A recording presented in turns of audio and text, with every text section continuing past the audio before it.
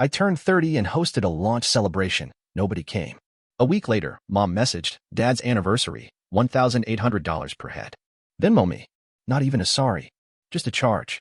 I sent $1 with a note, "Congratulations." I cut off access, blocked every number. 2 days later, they tried to access the family fund, blocked. Then they filed a missing report.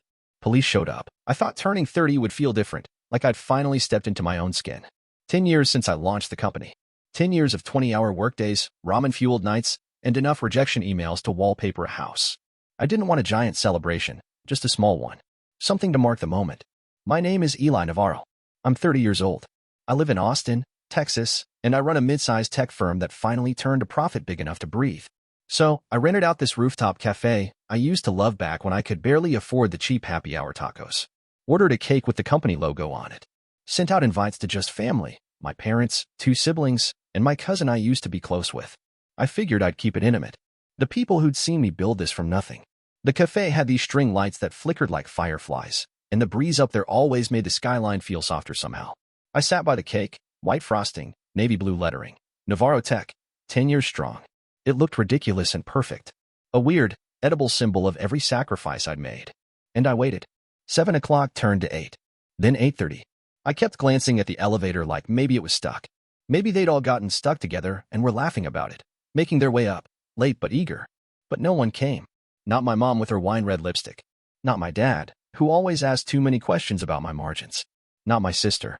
Not even a goddamn text. At 9:02 p.m., the bartender came over and said, "Still expecting folks?" I tried to smile. "Yeah, they're probably just running late." He nodded like he didn't believe me but was kind enough not to press. Drinks on the house. For the anniversary. I accepted it, neat bourbon, and stared at the untouched cake. Eventually, I got up, used the plastic knife to cut myself a slice. Sat back down. Ate it. It was way too sweet. The candle I lit at the start burned down to a stub and went out. Nobody noticed. Nobody sang. My phone stayed silent. A few rooftop couples passed by and glanced at me with sympathy. I wanted to tell them, it's not a breakup. It's a decade of building something, and my family didn't care enough to show up. Instead, I sat quietly, my spoon scraping the paper plate, that one slice the only dent in a celebration meant for 10. At 10:15, I paid the tab and nodded to the bartender. "Thanks. Happy anniversary, man," he said. "Her birthday." "Both, actually," I said. "Sort of." I walked home under streetlights that felt too cold. My shoes scuffed against the pavement, and all I could think about was the silence. Not the kind that comes from peace, but the kind that rings in your ears after disappointment. Maybe I had alienated them. Maybe success made me too different. Or maybe, worse, it never meant anything to them in the first place. Maybe I was just the guy who left home and made it big, and that wasn't something they cared to celebrate. I got home, took off my jacket, stared at my dark living room for a long while, and I promised myself I wouldn't invite them to anything again. A week later, I was back to work, buried in another pitch meeting with a foreign client who couldn't stop asking if we offered cryptocurrency integration. My earpiece buzzed every 5 seconds with Slack pings. I was toggling between tabs, managing the call, the deck, the data sheets. Then my personal phone lit up. A group message from my mother. I ignored it at first, assuming it was some forwarded article about gut health or a photo of my sister's dog in another Halloween costume. But then a second message popped through. "Mom, save the date. Your father's 40th business anniversary gala is finally happening. It'll be at the Westbourne Grand. Black tie, $1,800 per guest. Let us know if you need help figuring out your RSVP." I stopped mid-sentence on the call. The client asked something about transaction security, and I fumbled through an answer, trying to keep my voice steady. There had been no call for my birthday. No, happy 30. Not even a text acknowledging the 10-year company milestone. But now, a gala? For his anniversary? He was my mother's ex-husband. They'd been divorced for 6 years, and yet here she was, organizing a high-society tribute for him like nothing had changed. Like this wasn't the same man who hadn't shown up for any of my launches. Like he'd built something sacred while I'd built something disposable. And the cost, $1,800 a head. Like it was an exclusive club, not a family event. More messages followed, rolling in from my siblings like clockwork. "Marla, sister, so excited. Just sent my deposit, can't wait for the champagne wall. Derek, brother, $1, 800 steep, but worth it. Let's make it unforgettable for Dad." Nobody mentioned me. Nobody said anything about my birthday the week before. It was like it never happened. I stared at the screen, feeling something slow and sharp unfurl in my chest. Not even anger at that point, just clarity.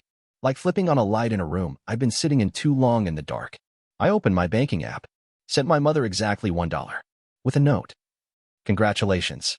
Then I went into my contacts, clicked edit one by one, and hit block on every name connected to my family. Mom, Marla, Derek, all of them. No goodbye. No long message. Just digital silence. I closed the app, pulled the earpiece from my ear, and ended the call early. Said I had a headache, which wasn't entirely untrue. Then I sat back in my chair and stared at the wall. It was like I had just made the cleanest cut in history. No blood. Just silence. And for the first time in a long time, it felt good. It started with a ping from my bank. Alert. Unusual login attempt on joint trust account ending in 9247. I froze. That account hadn't been touched in over a year. It was a dormant family trust, something my father and I co-managed back when we still had conversations that didn't end in thinly veiled insults. The balance wasn't huge, but it was real money. The kind that mattered if someone was desperate enough. I logged in immediately. 3 failed access attempts, then a flagged login from a device in Houston. That's where my sister lived. I didn't wait. I transferred the funds to a secure solo holding account I'd opened for emergencies just like this. Then I revoked every shared access point, reset the authentication, and locked the trust down. 5 minutes later, my phone rang. Unknown number. I let it go to voicemail. Then it rang again. Another unknown number. Then a third. Then a fourth. I recognized the pattern. Marla had to be bouncing between burner lines, trying to bypass the block. By the time the 5th call came in, I turned off my phone and gone for a walk. I needed air. The Texas heat clung to me like guilt, but I kept walking, long enough to clear the buzz from my brain. When I got home around dusk, I saw the squad car before I even made it up the steps. 2 officers. Standing at my door like I was about to be read my rights. "You Eli Navarro?" the taller one asked, flipping open a little notepad like this was part of some routine. "Yeah," I said, stepping forward cautiously. "Is something wrong?" The younger one looked at me, sympathetic. "We received a report from your family. Said you might be missing. Possibly hard." I blinked. Missing? My voice sounded absurd even to me. I was standing right in front of them. "They said you cut off all contact suddenly. They were worried you might have done something." I stared at the cops a beat too long, then laughed because I couldn't help it. "Officers," I said, slowly, "I'm not missing. I'm not in danger. I'm not on a bender in Mexico. I just blocked my family. That's it." The younger one chuckled. The older one didn't. They also mentioned something about financial confusion, access to shared accounts. There it was. The real reason. Not concern. Not safety. Money. "I'd like to file a record of harassment," I said, voice steady now. "Financial harassment. And I want it documented." The officers exchanged a quick glance, probably not what they were expecting from the guy who was supposedly unwell. "You have proof?" the older one asked. "Yeah," I said, stepping past them. "Come in. I've got receipts." And I did. Screenshots, transaction logs, failed access alerts, all printed and highlighted. By the time they left, I'd made it clear. I wasn't missing. I was choosing. I was choosing distance. Choosing peace. Choosing myself. And as I shut the door behind them, I felt something click inside me. This wasn't just estrangement anymore. This was war. It was a Tuesday afternoon, hot enough to make the sidewalk shimmer. I was sipping coffee, finally feeling like my life was mine again, when the doorbell rang. Not a knock, a full press of the button, long and deliberate. Through the peephole, I saw the SUV. The Escalade. My father's, but it wasn't him at the door. It was my mother, arms crossed, wearing a silk blouse she used to save for holidays. I opened the door, just enough to block the frame. "What do you want?" "You need to stop this," she said, pushing past me like she still owned the place. "This little tantrum? It's gone on long enough." She didn't wait to be invited in. She headed straight for the living room, dropped her purse on the table like she was settling in for tea. The air in the room shifted, denser, darker. "Tantrum," I repeated. "You mean boundaries?" "Oh, please," she scoffed. "You block us. You cancel your birthday like a drama queen. And now you're locking down trust funds and calling the police? What are you, 12? I stayed standing. She didn't notice, or didn't care. Her eyes flicked to the bookshelf, then back to me. "Your father's waiting outside. He didn't want to come in, but I insisted. He's hurt, Eli." "Good," I said flatly. Her lips parted like she'd just tasted something bitter. "You're being cruel." "Cruel?" I laughed. "You forgot my birthday. All of you." Then turned around and billed me for a black-tie tribute to a man who hasn't called me since last Christmas. Just then, the door opened again. Dad, still broad-shouldered, still walking like he owned every room. His eyes narrowed the second he saw me. "This what you've become? The ungrateful son?" "No," I said. "I'm just the one who stopped paying rent for love that wasn't real." He stepped forward. "You owe us." "Don't," I snapped. "You don't get to say that. I raised you," he said, voice low but building. Paid for your clothes, your food, taught you everything. You taught me how to measure love in invoices, I said. You taught me to see guilt as obligation. He scoffed. You know what your problem is? Success went to your head. You think a few million in the bank makes you better than your family. No, I said quietly. I think giving you that money for 15 years and never hearing a thank you is what made me better than this family. That's when the front door swung open again. Marla, hair curled, sunglasses still on, holding her phone like it was a microphone. Oh my God, Eli, she said, stepping in like she was walking into a courtroom. You're really doing this? I told you all not to come here. I told Derek to stay home, she said. But he's furious. We've been dealing with your silence for weeks, and now you're freezing accounts. You forged a withdrawal request, I said, reaching into the drawer. Want to see the teller's statement? She flinched. It wasn't like that. You used my kid's college fund for a spa weekend in Napa, I said, dropping the printed bank receipt on the coffee table. Don't act like you did it for his therapy. Mom gasped. You're turning this into a public shaming. No, I said. I'm turning this into a reset. I'm done. No more payments. No more favors. I'm not your backup wallet. I'm not your therapist. And I'm sure as hell not your emotional hostage. Dad's voice rose. You can't just walk away from blood. I stepped forward. Watch me. Marla opened her mouth, but I was already at the door. You all had a chance, I said, voice quiet but final. And you wasted it. I opened the door wide. You can go now. They left one by one. No slamming. No dramatic exits. Just silence. And the sound of the SUV pulling away. For the first time in years, I didn't feel smaller when the door closed. I felt free. That night, the alarm started. Email notifications, app pings, text messages from my bank's fraud protection service. One after another. Unusual login attempt on brokerage account. Password reset request on joint property management portal. Attempted access to business credit card dashboard denied. I hadn't even changed out of my jeans yet. I stood in the middle of my living room, holding my phone like it had just called me a slur. My hands itched, not with panic, but with cold, simmering clarity. They were escalating. I froze every shared login, logged out of every linked device, changed every password, every recovery code. I activated two-factor authentication on accounts I hadn't touched in months. Then I called every financial institution I had ties with, spent hours on hold, verifying ownership, unlinking anything with shared history. When I finally sat down, it was close to midnight. And there it was, the big one. A flag notification from the loan portal tied to the warehouse property I'd co-signed on years ago. My father's pride and joy. A converted shipping warehouse outside Dallas that now served as some vanity real estate experiment. I'd co-signed when the family's credit wasn't enough.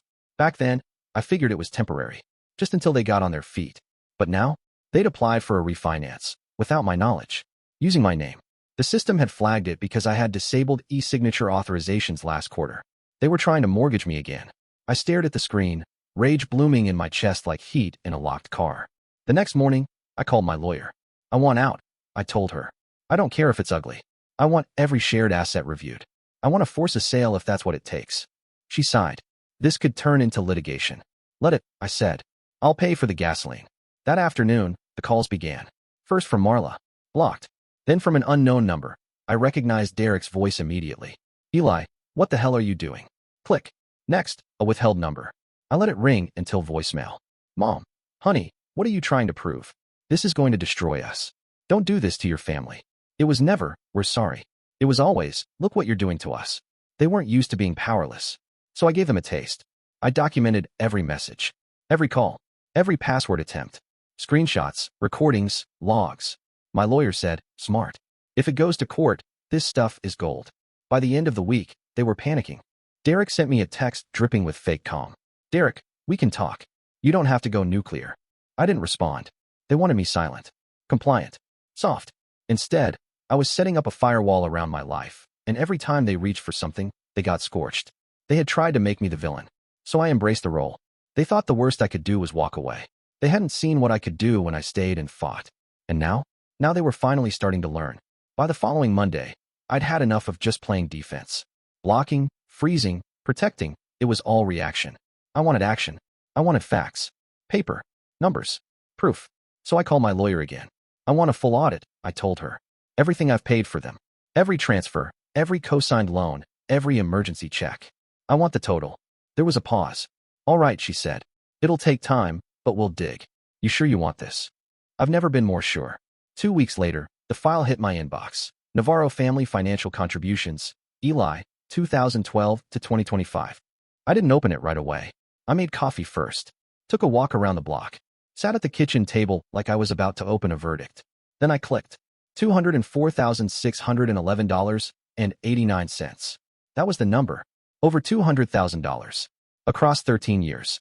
Scattered between 6 people. And not once, had anyone paid me back. There were startup loans for Derek's failed e-bike rental company. Credit card bailouts for Marla, including one trip to New Orleans listed as emergency therapy. Co-signing on the warehouse, of course. Private school deposits for my niece. Christmas gifts I was never credited for. One-off cash infusions labeled just for now. And the worst part? I documented all of it. Not because I was planning revenge, but because they were so casual about forgetting. So I kept the receipts. Out of habit. Now those receipts were weapons. I compiled it all into a single PDF. Added a cover page with just one line. I want it all. Every cent. Then I sent it to the family group chat. Silent since I'd blocked them. I didn't unblock them. I just forwarded the file via my lawyer, who still had their emails. An hour later, the explosion started. Missed calls. Texts from new burner numbers. Emails with subject lines like, please, Eli, and you don't understand. But I did understand. I understood perfectly. They weren't shocked about the amount. They were shocked I had finally calculated it. That I'd put it in writing. That I'd drawn a line and demanded repayment like I was a creditor instead of their walking trust fund. Marla left a voicemail, her voice high and cracking.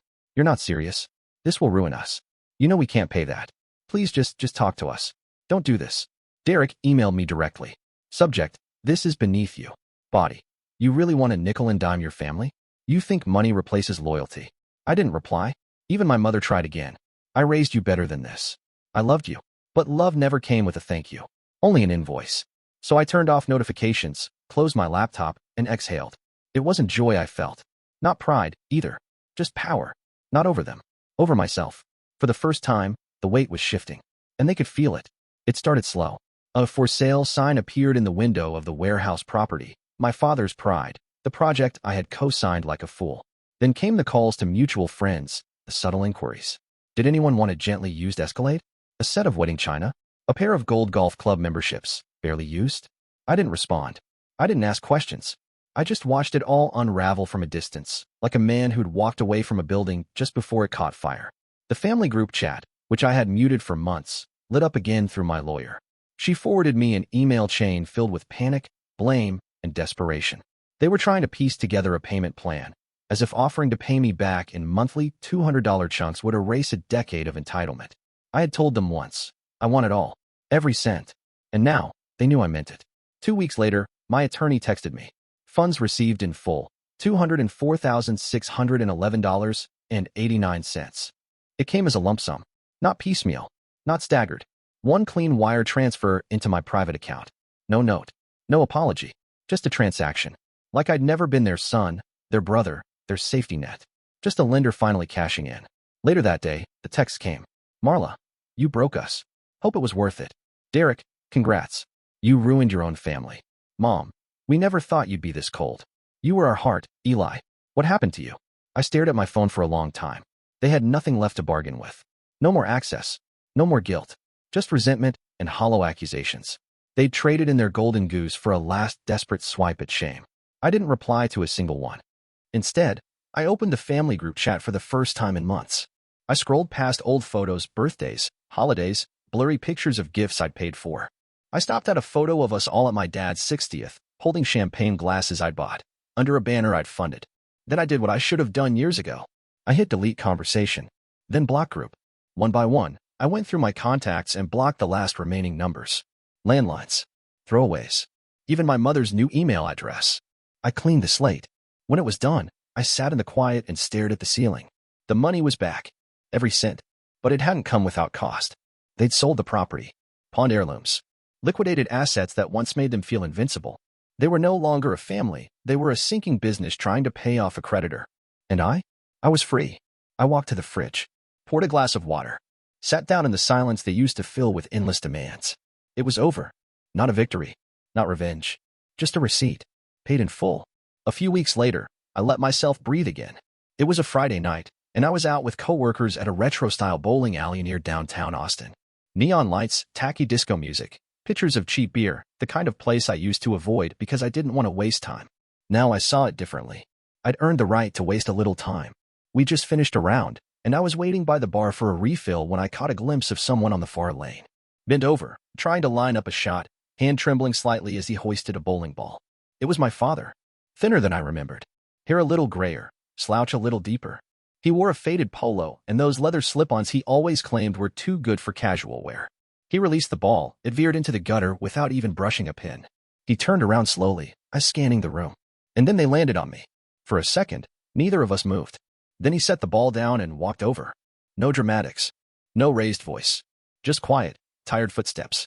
He stopped a few feet from me. Didn't expect to see you here, he said, his voice raspier than I remembered.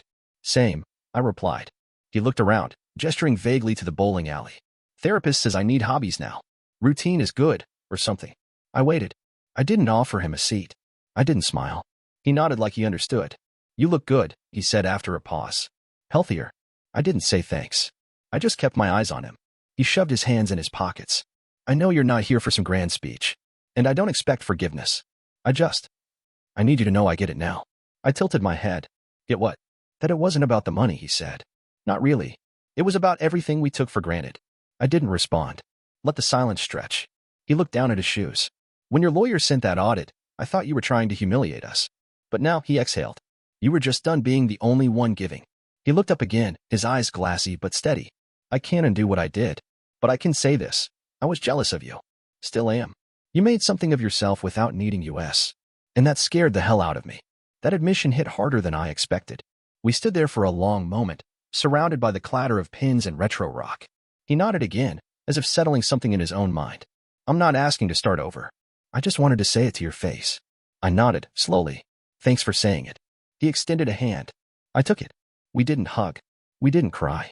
Just a firm shake, respectful, final. Then he turned and walked back to his lane. I watched him miss another shot. And that was it. Not reconciliation. Just closure. Life got quiet after that. No more late-night calls. No more pings from blocked numbers or vague emails asking if I'd calmed down. It was like my family finally accepted I wasn't coming back, not as their fixer, not as their wallet, not as the one they leaned on every time their world cracked. I got up earlier now. Started running again. Reconnected with old college friends I'd pushed aside during the startup years. Picked up boxing on Saturdays, meal prepped on Sundays, and built actual weekends into my life, ones without guilt. The silence didn't feel empty anymore. It felt earned. At work, things were finally humming. We closed 2 deals back-to-back in April. Hired our first in-house designer. I even caught myself laughing in meetings, like someone who had the bandwidth to enjoy his own success. One night, I stayed late to review a contract. When I finally shut my laptop, I leaned back in the chair and just stared at the ceiling. No noise. No wait. I checked my phone out of habit. A message from my lawyer. Just confirmed. Your family's primary residence was foreclosed. They vacated last week. No legal action pending against you. You're fully severed. I sat there, staring at the screen, feeling nothing. No triumph. No spite. Just peace. They'd sold the property, drained their assets, and now the home I grew up in was gone. I imagined the walls stripped bare, the furniture hauled away. My childhood bedroom turned into a listing. And I didn't miss it. Not any of it. They had built a house out of control and dependency, and I had finally stepped outside and let it collapse. I went bowling that night. Same alley.